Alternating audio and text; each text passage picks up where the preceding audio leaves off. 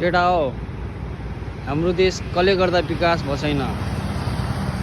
कसले लाग्छ हाम्रो देश विकास नभएको भनेर सोध्नुपर्छ। सबले भन्छ ए यो ठुल्ठुलो राष्ट्र हो, छेउछेउको अमेरिका हो, इन्डिया हो, चाइना हो भन्छ। होइन कसैले भन्छ फेरि पार्टी हो, यो माओवादी पार्टी हो, एमाले पार्टीले गर्दा नभएको, काङ्ग्रेस पार्टीले नगर्दा भएको, रासोपा राष्ट्रिय प्रजातन्त्र पार्टी यिनीहरूले गर्दा नभएको भन्छ। हो कि होइन?